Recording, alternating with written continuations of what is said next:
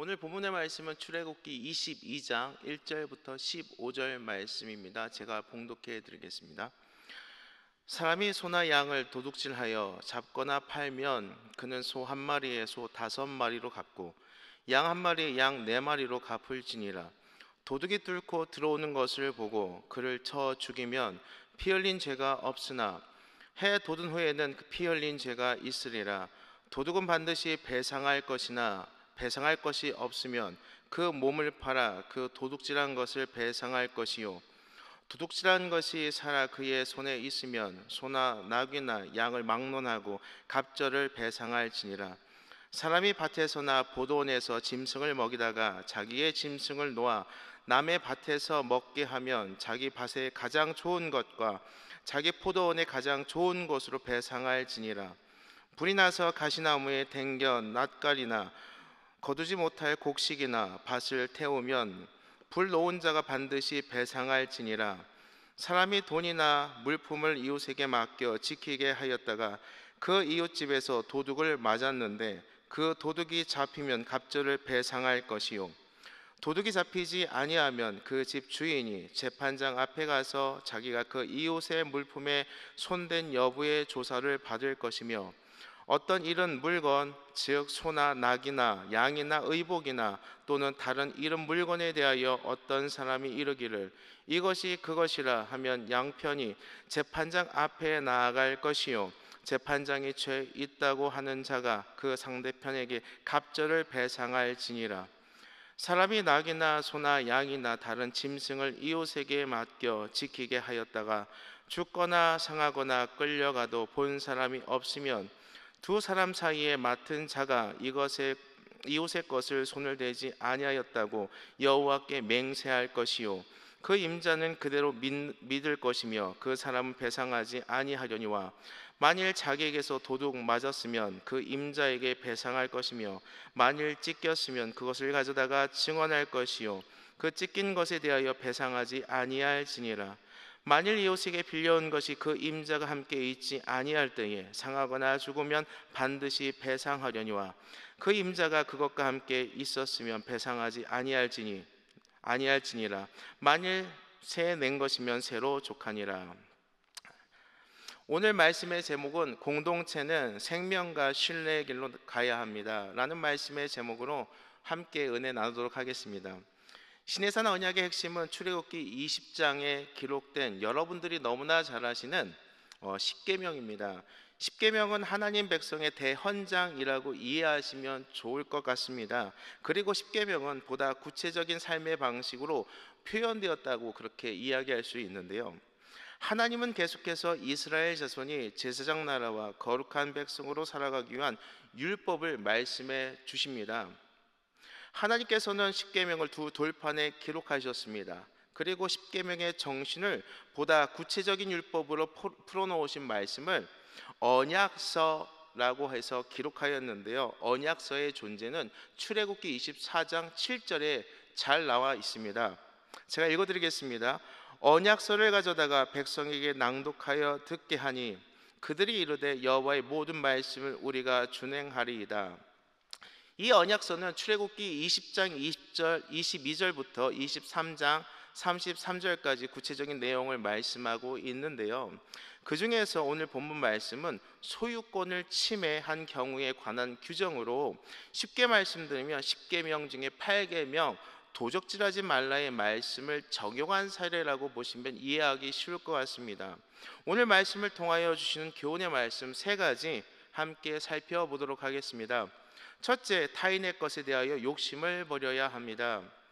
당시에 출애굽하여 광야 가운데 있는 이스라엘 백성들의 주요 재산이 있었다 한다면요, 소나 양 등의 가축이었는데요, 그래서 절도 중에 가축에 대한 것이 가장 발생하기 쉬운 범죄였습니다. 1절 말씀에 소에 대해서는 한 마리에 5마리로, 또한 양은 한 마리에 4마리로 갚아야 한다고 말씀하고 있는데요, 붙잡힌 도둑은 반드시 배상을 하되 배상할 것이 없으면 도둑질한 대가로 종이 되어야 한다라고 그렇게 말씀하고 있습니다. 그리고 훔친 짐승이 아직 살아있는 경우에 도적질한 것에 2배를 갚으라고 그렇게 말씀하고 있는 것인데요. 또한 2절, 3절 말씀에 해가 뜨기 전에 어두울 때 도둑을 막다. 그를 죽인 사람은 정당방위로 인정이 되어 처벌을 면할 수가 있지만 해가 뜬 후에는 살인죄가 인정된다라고 이렇게 말씀하고 있습니다. 이는 날이 밝아 상대방이 알아볼 수 있기 때문인데요. 아무리 악인이라도 하더라도 그 생명은 존엄하기 때문에 함부로 죽여서는 안 된다라는 것을 교훈하고 있다라고 우리는 기억해야 할 것입니다. 신명기 27장 17절 말씀에 이웃의 지게표를 옮기는 자가 저주를 받을 것이라 라고 말씀하고 있는데요. 내 자신의 몫이 중요하고 소중한 만큼 타인의 목 또한 소중하고 또한 중요하다는 것을 우리는 잊지 말아야 할 것입니다. 도둑질은 다른 사람의 것을 내 것으로 만들고자 하는 것인데요. 또한 땀 흘리지 않고 배불리 먹고 마시고자 하는 것이기에 그것은 분명한 죄가 된다라는 것입니다. 시편 128편 2절 말씀에 이렇게 말씀하고 있습니다. 내 손으로 일한 만큼 내가 먹으니 이것이 복이요 은혜이다.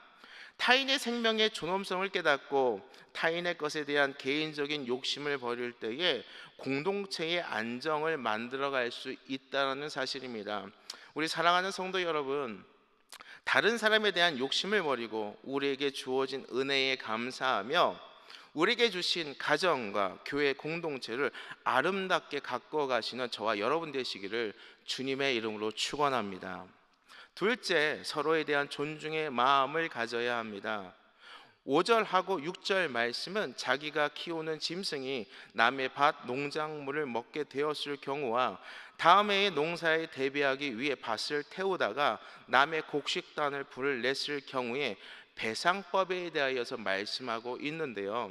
특히 5절 말씀에는 짐승을 먹이다가 자기의 짐승이 남의 밭의 농작물을 뜯어 먹는다면 그는 자기 밭에 가장 좋은 것으로 물어주어야 한다라고 그렇게 명시하고 있습니다.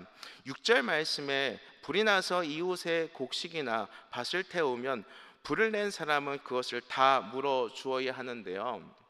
우리가 5절, 6절 말씀을 통하여서 중요하고 기억할 것은 고의나 악의가 아니라 부주의로 발생한 사건에 대해서도 우리가 처벌을 받을 수 있음을 말씀하고 있다는 것을 우리는 기억해야 할 것입니다.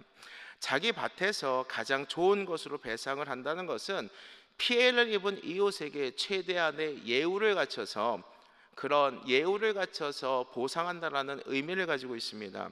하나님은 가해자가 단순한 물질적 손해배상뿐만이 아니라 피해를 당한 이웃에게 사죄와 사랑의 마음이 담긴 손해배상을 하도록 그렇게 말씀하고 있는 것입니다. 이것은 서로 간에 존중하는 법을 가르치기 위한 것인데요. 나의 것은 소중하게 여기면서 다른 사람의 것을 소중하게 여기지 않고 가볍게 여기는 것은 분명 잘못된 것입니다.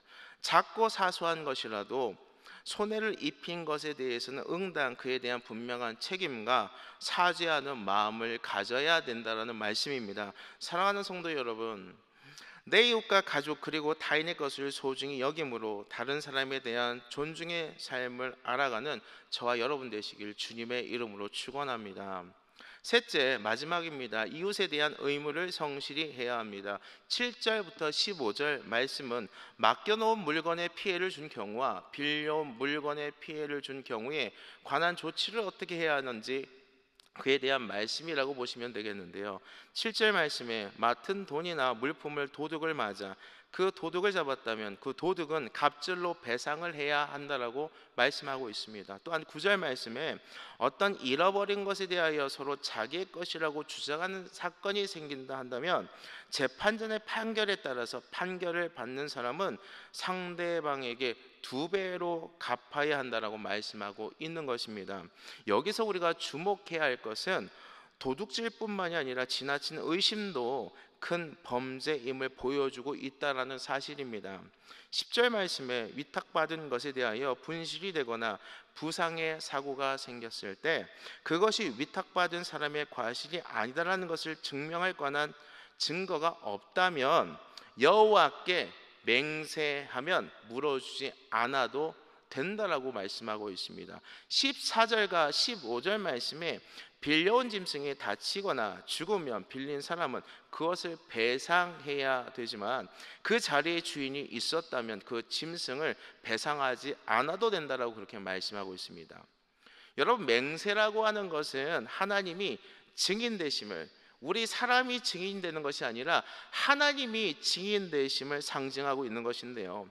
그렇기 때문에 이 맹세의 서약은 다른 어떤 증거보다 더 확실한 보증이 되어 주인에게 배상을 하지 않아도 되었다라는 사실입니다. 이 부분에 대해서 우리가 생각해 보아야 될 것은, 오늘날 우리 그리스도인들이 하나님의 이름으로 맹세를 한다고 가정하였을 때 과연 세상 사람들이 얼마나 신뢰를 할 수 있는지 우리는 그리스도인 우리는 돌아봐야 할 것입니다. 우리 그리스도인들은 믿는 공동체에서나 아니면 세상 공동체에서 하나님의 이름을 망령되이 일컫지 말아야 한다는 것을 우리는 기억해야 할 것입니다. 그리고 사람들 앞에서 거짓말을 하지 않는 하나님 앞에서의 신앙을 가져야 한다는 사실인 것인데요, 이것은 곧 하나님을 경외하는 일일 것입니다. 하나님은 이러한 규례들을 통하여 작게는 가정 공동체와 우리 몸된 교회 공동체, 예수님의 핏값으로 사신 우리 교회 공동체, 더 나아가 각자의 부르심에 있는 사회 공동체에 이르기까지 여러 문제들로 분쟁이 생겨 인간관계가 무너지는 것을 막고자 하신다라는 사실입니다. 그리고 더 나아가서 하나님이 허락하신 공동체 안에 하나님이 주시는 생명과 신뢰의 길을 열어주시기 위한 것인데요, 우리 사랑하는 성도 여러분, 오늘 주신 교훈의 말씀 세 가지와 같이, 첫째, 타인의 것에 대한 욕심을 버리고, 두 번째, 서로에 대한 존중의 마음을 가지고, 세 번째, 이웃에 대한 성실한 의무를 행함으로 말미암아 여러분에게 주신 가정과 또한 예수 그리스도의 핏값으로 사신 우리 일상광림교회 몸된 공동체와 세상의 부르심에 각 공동체 안에서 빛과 소금의 역할을 감당하시며, 또한 주님께서 주시는 생명과 신뢰의 길로 나아가시는 우리 일상광림교회 믿음의 성도님들 되시길 주님의 이름으로 축원합니다. 우리 다 같이 기도하시겠습니다. 하나님 아버지, 우리 가운데 귀한 공동체 주셔서 감사합니다. 작게는 최소한의 단위인 가정공동체와 예수님의 핏값으로 사신 우리 일상광림교회 공동체, 또한 각자의 부르심에 따른 세상의 공동체 가운데서 하나님이 주신 아름다운 풍성한 삶을 살 수 있도록 인도하여 주시옵소서. 타인의 것에 대하여서 욕심을 버리게 하시고, 또한 서로에 대한 존중의 마음을 가지고 이웃에 대한 성실한 의무를 행함으로 말미암아 우리 가운데 주신 가정과 교회와 세상의 부르심 가운데 각자 빛과 소금의 역할을 감당해내는, 그러므로 말미암아 주님께서 주시는 생명과 신뢰의 길로 나아가는 그 길을 여는 우리 일상광림교회 성도님들 될 수 있도록 주님 역사하시고 일하여 주시옵소서. 감사하며 예수님의 이름으로 기도합니다. 아멘.